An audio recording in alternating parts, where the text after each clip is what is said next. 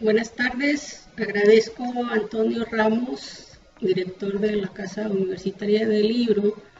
por su invitación a participar en estas jornadas Carmen Alardín, eh, con el tema de la creación poética o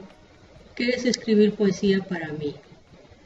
Yo creo que mi postura sobre la poesía o lo que es escribir poesía para mí se resume en unos cuantos puntos.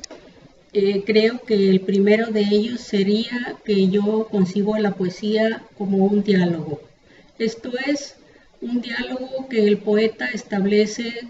con el mundo para comunicarse con él, para conseguir una interlocución, para compartirle sus puntos de vista sobre la realidad o lo que piensa sobre los temas universales del ser humano. A partir de esta idea principal, yo desarrollé para esta charla 3 puntos que creo que son necesarios para escribir poesía si se tiene una perspectiva similar a la que yo tengo, que serían la honestidad, el estudio y una vida intensa. Con honestidad me refiero a que el poeta debe tener muy claro, creo yo, cuál es el propósito que persigue al escribir poesía. Esto es, escribe uno para sí mismo, escribe para los demás poetas, escribe para los editores, escribe para la gente culta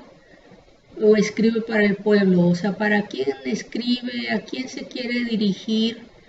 y qué es lo que persigue con la poesía: ganar premios, publicar libros, charlar, compartirse con los demás. No sé, puede haber un montonal de motivaciones, y el caso es que el poeta tenga claro cuál es su propósito, que sea fiel a ese propósito, que sea congruente con su decisión, y en ese sentido que tenga la capacidad de crear una obra verosímil porque va a estar apegada a sus propósitos poéticos. En mi caso particular, desde que empecé a escribir hace ya algunas décadas, uno de los propósitos fundamentales que tuve en el inicio de mi poesía fue que quería yo crear un registro de una voz poética que correspondiera a una mujer que estaba viviendo su juventud en los años 80 del siglo pasado. ¿Y por qué creí que era importante hacer ese registro? En principio porque pensé yo que en ese momento no encontré a mi alrededor demasiada poesía escrita por mujeres, al menos acá en nuestra localidad de Nuevo León, que me pareciera o que me sonara acorde con mis propios valores y mis propios estímulos en ese momento, sino que encontré que había todavía muchos remanentes de una poesía escrita por mujeres que se apegaba mucho a los estereotipos tradicionales de la mujer para retratarla como un ser delicado, un ser sutil, un ser casi sublime o casi asexuado, al que habría que tratar con muchísimo cuidado porque somos muy frágiles o yo qué sé. Y como yo no estaba de acuerdo con que las mujeres fuéramos nada más eso, en los años 80 yo decía, las mujeres somos otras cosas. Esto no, esto está muy viejo. Y entonces yo, con toda la arrogancia de la juventud, decidí que mi registro poético iba a decirle a los demás qué o cómo éramos en realidad las mujeres en los años 80. Y eso, por supuesto, sí tiene que ver con que los primeros temas de mi poesía pues fueron la poesía amorosa y el erotismo. Y no soy yo quien lo pueda decir, pero al menos eso fue lo que me propuse, que mi poesía amorosa y erótica le dijera a los demás un poquito lo que éramos esas mujeres jóvenes de los años 80. Y también, por supuesto, decidí con esos temas y con ese objetivo, decidí que la forma que escogí para mi poética fue la poesía confesional, un lenguaje muy llano y muy coloquial, porque mi interés era que cualquier persona pudiera leerme y comprenderme sin tener que decodificar mis poemas o sin tener que ponerse a estudiar para ver qué es lo que yo había querido decir o qué quería decir tal o cual figura. En ese sentido, mi elección temática fue la que me fue dirigiendo en la selección de las formas para escribir mi poesía. En algunas conversaciones que yo tuve en aquellos años con la filósofa Graciela Hierro y con la poeta Dolores Castro, hablábamos de este tema de la honestidad y lo vinculábamos no solamente a la escritura o a la literatura, sino en general a la vida. Y estábamos de acuerdo, las tres, aunque fuera por separado, pues estábamos de acuerdo en que la honestidad era un valor muy importante para mantenerlo y para usarlo cotidianamente a la hora de llevar a cabo todas nuestras acciones. Y en ese sentido, pues yo también en mi escritura poética me enfoqué mucho en que la poesía que estaba escribiendo o que iba a escribir tuviera esa honestidad de hablar de las cosas que estaban a mi alcance, digamos, o sea, que los temas sonaran verosímiles y que fueran cosas que en realidad yo creía en ese momento. Y ese valor creo que me ha acompañado durante toda mi escritura poética porque sigo pensando exactamente lo mismo. O sea que es muy importante que el poeta sea honesto consigo mismo y con el mundo. No solo que busque deslumbrar, de hecho a mí no me interesa deslumbrar a nadie, sino simplemente decirle al otro lo que pensé o lo que se me ocurrió a partir de tal o cual experiencia o sobre tal o cual sentimiento, emoción, angustia o cualquier otra cosa que ustedes quieran pensar. Yo creo que mis elecciones poéticas desde el inicio marcaron lo que iba a ser mi trayectoria con la literatura. Me he esforzado todos estos años en mantener un registro de una mujer de carne y hueso, una mujer tangible, una mujer imperfecta, que dice las cosas que hay que decir para que los otros las escuchen. Y creo que eso, en vez de perder vigencia, con el tiempo se ha convertido en algo más necesario, porque todavía las mujeres seguimos siendo casi invisibles y lo que en realidad pensamos le sigue sonando a muchas personas como algo que estamos inventando o que en realidad no lo creemos. Y por eso hay que seguirlo diciendo, tal como es. Bueno, pero aparte de querer decir algo y utilizar un lenguaje llano, a veces un poco crudo inclusive, también la escritura a uno le marca de manera muy inmediata que tiene que ponerse a estudiar. O sea, yo creo que la poesía o la literatura en general están sumamente reñidas con la ignorancia.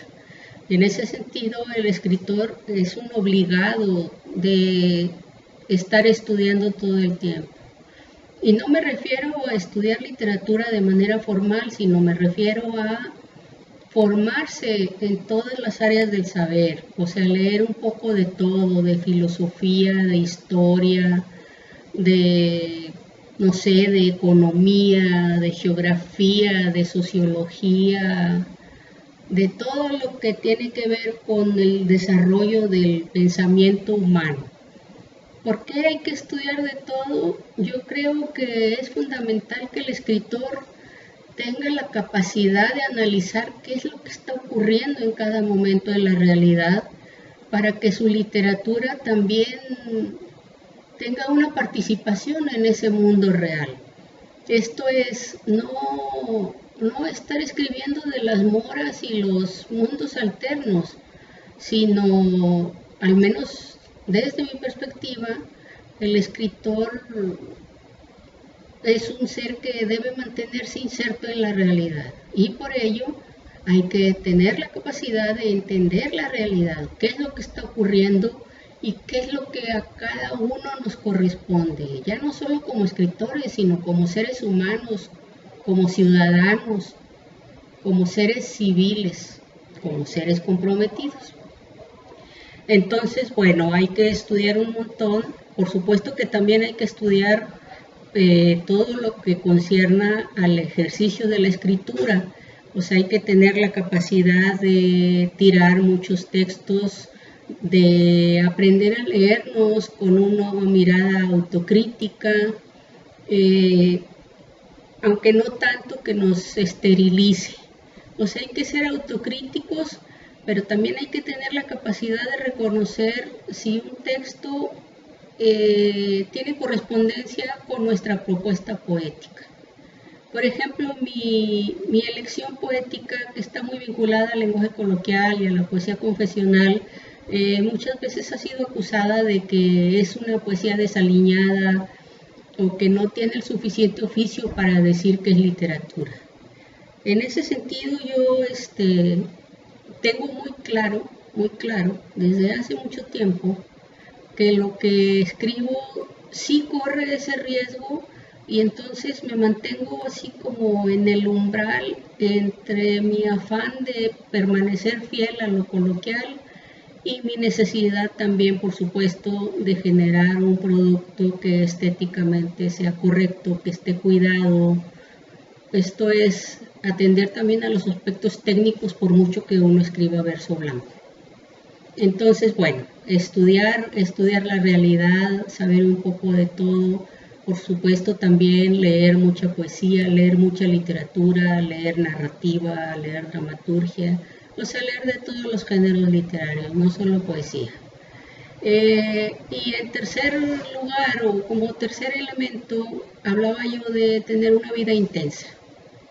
Y esto, por supuesto, que puede sonar como superficial o vano, o que uno ya se tiró a la vida bohemia con todo lo desacreditado que está esa palabra, pero no, yo me refiero más específicamente a que si uno quiere que su poesía tenga fondo y forma, o sea, que tenga las dos cosas, entonces encerrarse en una biblioteca con 10.000 volúmenes para poder digerir a los grandes autores de la poesía universal para ver si los mejoramos, al menos eso no es uno de mis propósitos ni de mis planes. Yo creo que me enriquezco más si bajo a pie de calle, si converso con los demás, si me relaciono con los demás, amo, desamo, me quieren, me dejan de querer, siento grandes pasiones por las cosas, por las personas, por los hechos, tomo partido y así sucesivamente. Y eso implica, sí, estar en el mundo, vivir, exponerse a que te ocurran cosas, porque yo siento que en todo caso, en la vida concreta, en la vida de la calle, está el sustrato de la literatura, su contenido más apreciable, digamos, o el que tiene posibilidades de permanecer por más tiempo en la memoria de los lectores. Porque si bien no está entre mis propósitos ni la fama, ni el reconocimiento de los eruditos,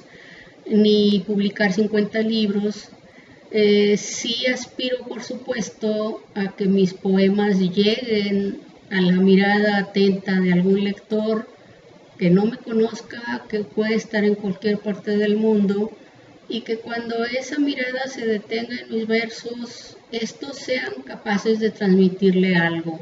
de darle algo, de hacer que los gestos de su cara se muevan en una u otra dirección. Esto es generar una reacción en el lector. Y por supuesto que el mayor de los premios para el que escribe poesía es que algún lector, no sabemos cuál ni cuándo, sea capaz de recordar algún poema nuestro o algunos versos, o que se sienta reconocido en la historia que cuenta este o aquel poema, porque entonces desde mi perspectiva se habría conseguido lo que yo busqué desde el inicio en la poesía, que era hablar con los demás, dialogar, reírnos, llorar, sufrir, desesperanzarnos, volver a tener fe en la humanidad. Vaya, yo creo que la poesía, más que una forma bonita de decir el mundo o las cosas,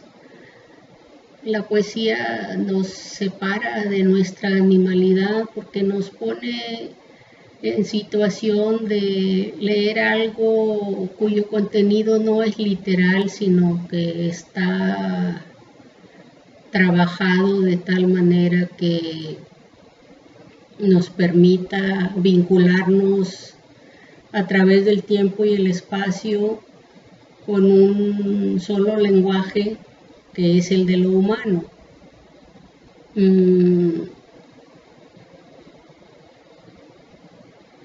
Hay otras consecuencias vinculadas a la poesía. Por ejemplo, yo que soy editora de libros de bolsillo, he encontrado en esa divulgación de la poesía un tesoro incalculable, el vincularme con los poetas de otros países y de promover sus versos.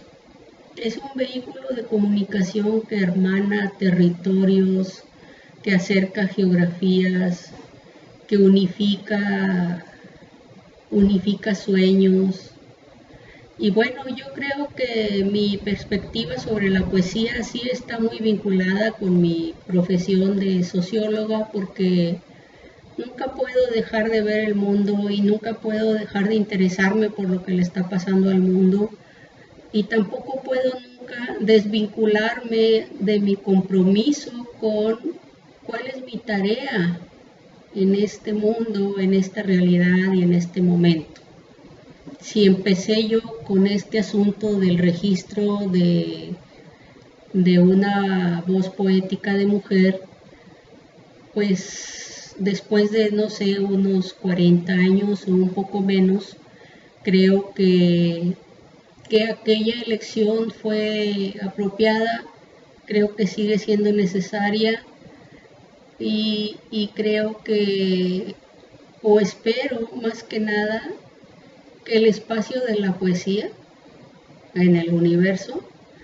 sea suficiente para contenernos, tanto aquellos que han escogido centrarse en la forma para crear belleza, como aquellos que decidimos centrarnos en la historia y a partir de la historia generamos la forma adecuada para transmitir esa historia. Desde mi perspectiva, todos cabemos, podemos abrazarnos y querernos en la poesía, cada quien con su discurso, cada quien con su postura sobre la poesía, siendo honestos todos y congruentes, pero sobre todo muy amorosos del género humano. Y por lo pronto, para abrir esta conversación, creo que sería suficiente.